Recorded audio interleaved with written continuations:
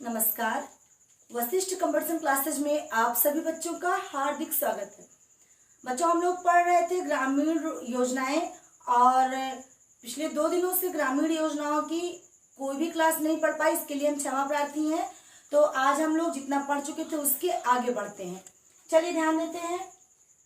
हमारी योजना है समग्र आवास योजना। ये लागू हुई है 1992 से लेकर के 2000 के बीच तक के लिए। इसमें क्या था कि जितने भी लोगों को गांव में, समग्र माने सभी लोगों को, गांव के सभी लोगों को आवास और आवास ऋण उपलब्ध कराया जाए। ठीक है, ये इसकी व्यवस्था थी। फिर था कुटीर ज्योति योजना। अब देखो, कुटीर माने क्या होता है? वैसे भी कुटीर किसको कहते हैं? घास फूस की झोपड़ी को कहते हैं। कुटी का बना हुआ यानी क्या हो गया? कुटीर बना। तो कुटीर ज्योति योजना, ये योजना लागू हुई थी 1988 से 89 में।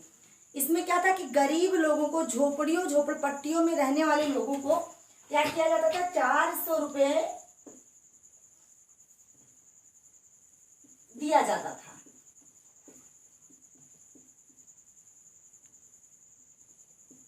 क्या करने के लिए? नया कनेक्शन लेने के लिए। और मार्च 2014 तक क्या हो गया था? 516.39 करोड़ रुपए दिया जा चुका था और इससे 62.31 लाख लोगों के घरों में, कुटीरों में, झोपड़ियों में विद्युत की व्यवस्था हो चुकी थी। समझ में आ रहा है ना? अगला है अन्नपूर्णा योजना। ये मार्च में लागू हुई, मार्च 1999 में। अब देखो, इसका ये वरिष्ठ लोगों को, परिवार के वरिष्ठ सदस्यों के नाम पे क्या करता था? 10 केजी राशन प्रति माह देता था। ठीक है, ये अन्नपूर्णा योजना क्या है कि जितना राशन आपको मिलता है उसके अतिरिक्त जितने भी वरिष्ठ सदस्य हैं, उन वरिष्ठ सदस्यों को कितना मिलेगा? 10 केजी अतिरिक्त अनाज प्रति माह मिलेगा। समझ में आ रहा है ना? उसके बाद था संपूर्ण ग्रामीण रोजगार योजना। ये लागू हुई थी 25 सितंबर 2001। एक इसका विशेष नारा है। इसका नारा क्या है? इस योजना को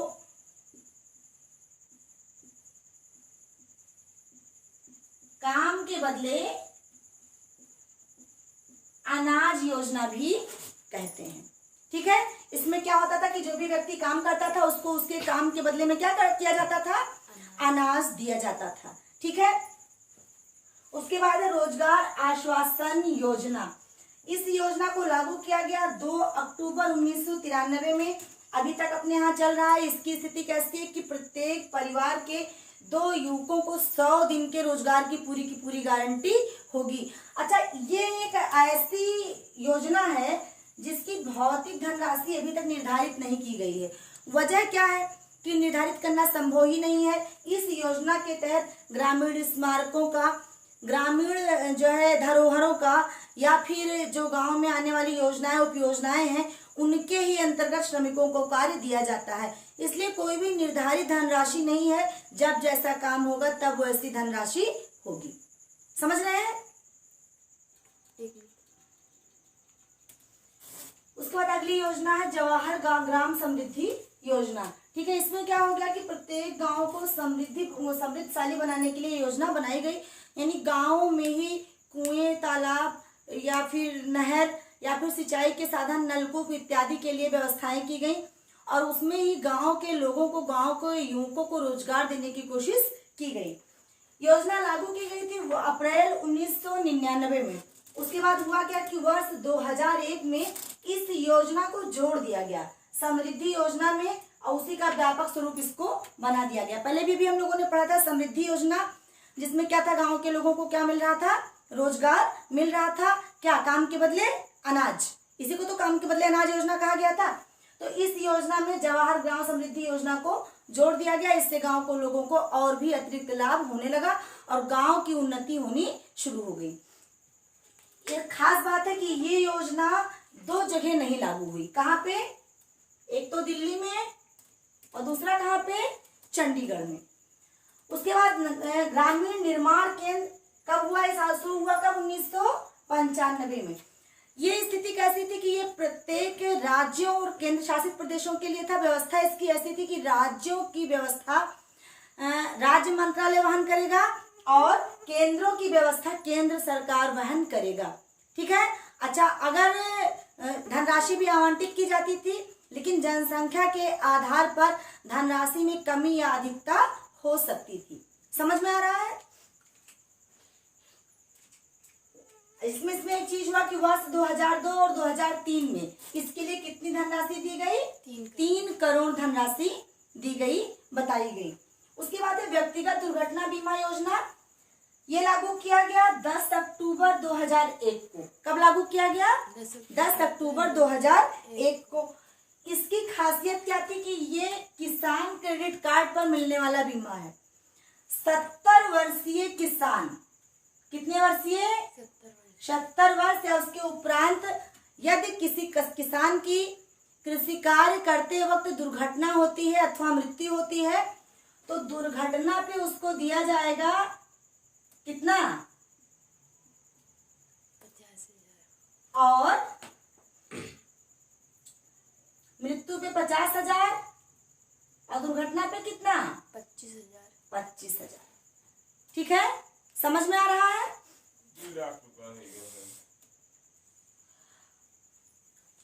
प्रौद्योगिकी विकास एवं विस्तार प्रशिक्षण कार्यक्रम, ये क्या हुआ? इसमें विभिन्न ग्रामीण मंत्रालयों द्वारा गांव के लोगों के रोजगार में वृद्धि के लिए विभिन्न प्रकार के ग्रामीण विकास मंत्रालय के द्वारा सृजित व्यापारों और व्यवसायों को गांव में सृजित किया गया।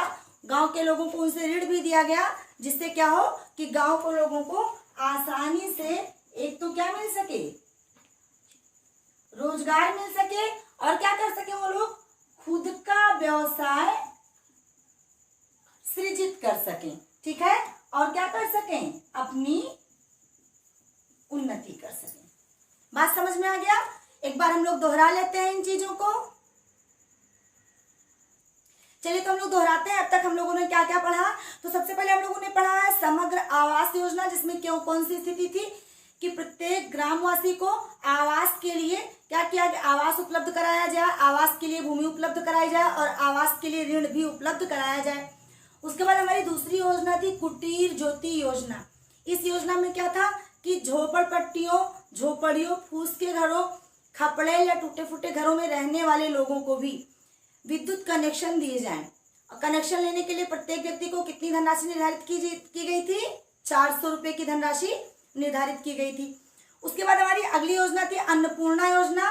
अन्नपूर्णा योजना की खासियत क्या थी कि अन्नपूर्णा में योजना में घर के वरिष्ठ सदस्य को प्रत्येक माह 10 केजी अतिरिक्त अनाज दिया जाता था। ठीक है, ताकि उसका जीवन यापन अच्छे से हो सके, या एक प्रोत्साहन राशि कह सकते हैं, ताकि घर के वरिष्ठ व्यक्ति के नाम से घर में ज्यादा अनाज आ सके। उसके बाद हमारी अगली योजना थी संपूर्ण ग्रामीण समृद्धि रोजगार योजना। इसमें क्या था कि सभी गांव वालों को रोजगार देने की व्यवस्था की गई थी। इस योजना को इसमें क्या था कि प्रत्येक व्यक्ति को रोजगार देने की व्यवस्था की गई थी। गांव के ही स्मारकों, ग्रामीण जो है ग्रामीण विकास परियोजनाओं, ग्रामीण निधियों, सन्निधियों का संरक्षण और उसी पर कार्य करने की योजना बनाई गई थी। अगली योजना थी रोजगार आश्वासन योजना। इस योजना का बृहद स्वरूप अब भी चल रहा है। ये कैसी योजना थी? इस योजना में हम लोग क्या करते थे? इस योजना में सरकार की जो नीति थी कि प्रत्येक व्यक्ति को, एक परिवार के 2 लोगों को, 2 युवकों को या 2 लोगों को 100 दिन रोजगार की व्यवस्था मुहैया कराई गई थी। इसके लिए धनराशि का निर्धारण नहीं हो पाया था, क्योंकि ये बताया गया था कि जैसा काम होगा उस हिसाब से वार्षिक धनराशि का निर्धारण किया जाएगा। समझ में आ रहा है बात को? इसके पहले जो ग्रामीण समृद्धि वाला, उसी को हम लोग किस नाम से जानते हैं? काम के बदले अनाज योजना के नाम से जानते हैं। बात समझ में आ रही है? उसके बाद हमारा अगला योजना कौन सा है? जवाहर ग्राम समृद्धि योजना। इसमें क्या है कि गाँवों को ही समृद्ध बनाने के लिए गाँव में बगीचे खुदवाना, गाँव में तालाब खुदवाना, गाँव में नहरों झीलों का निर्माण करवाना, गांव में ही किसी विशेष ऐतिहासिक स्मारक को बनवाना जैसे काम करवाए गए। और इन कामों के इन कामों में क्या किया गया कि गांव के लोगों को रोजगार मुहैया करवाया गया। और इस योजना को ही बाद में ये काम के बदले अनाज योजना में जोड़ दिया गया। जिससे क्या हो गया? इसका स्वरूप कैसा हो गया? व्यापक हो गया। समझ रहे हैं ना? अच्छा, एक खास बात ये थी कि 2 जगह ये योजना नहीं लागू हुई थी। कहाँ पे? दिल्ली में और चंडीगढ़ में। अगली योजना थी ग्रामीण निर्माण केंद्र। इसमें क्या था कि गांव में जिन चीजों का भी निर्माण होना था, मान लो सामुदायिक स्वास्थ्य केंद्र का निर्माण हो गया, चिकित्सालय का निर्माण हो गया, प्राथमिक विद्यालय का निर्माण हो गया या शौचालय का निर्माण हो गया, इन चीजों के निर्माण के लिए लागत धनराशि निर्धारित की गई थी किसने? 15 लाख। और ये लागू कब हुआ था? 1995 में। बाद में वर्ष 2002-2003 में इसके लिए कितनी धनराशि आवंटित की गई? 3 करोड़ की धनराशि आवंटित कर दी गई। अगली योजना थी व्यक्तिगत दुर्घटना बीमा योजना। 10 अक्टूबर 2001 को लागू किया गया। इस योजना के अंतर्गत ये तय हुआ था कि 70 वर्षीय या उसके उपरांत वाले किसान की यदि किसी दुर्घटना में मृत्यु हो जाती है या कृषि के दौरान आकस्मिक मृत्यु हो जाती है तो मृत्यु के लिए बीमा योजना में उसको 50,000 रुपए दिए जाएंगे, जबकि दुर्घटना के लिए प्रति व्यक्ति को कितना दिया जाएगा? 25,000 रुपए दिया जाएगा। अगली योजना थी प्रौद्योगिकी विकास एवं विस्तार तथा प्रशिक्षण कार्यक्रम। इसमें क्या था? इसमें था कि गांव के लोगों को बाहर की फैक्ट्रियों को या फिर ग्रामीण विकास मंत्रालय या फिर ग्रामीण रोजगार विकास मंत्रालय के द्वारा कोई रोजगार, कोई व्यवसाय गांव में सृजित किया जा सकता था, या कोई बड़ी रजिस्टर्ड कंपनी या फैक्ट्री भी गांव में व्यवसाय सृजित कर सकती थी, या फिर स्वयं गांव के लोग भी क्या कर सकते थे? बैंक ऋण लेकर के गांव में कोई व्यवसाय की शुरुआत कर सकते थे और उससे अपनी उन्नति कर सकते थे। तो ठीक है, आज की क्लास आप लोग पढ़ेंगे और हमको बताएंगे क्लास आप लोग को कैसी लगी। अभी योजनाओं में बहुत सारी चीजें बाकी हैं जिनको हम लोग पढ़ेंगे अपनी अगली क्लास में। आप लोग वीडियो को शेयर कीजिएगा, सब्सक्राइब कीजिएगा और लाइक और कमेंट भी कीजिएगा। मिलते हैं अगले वीडियो में। धन्यवाद।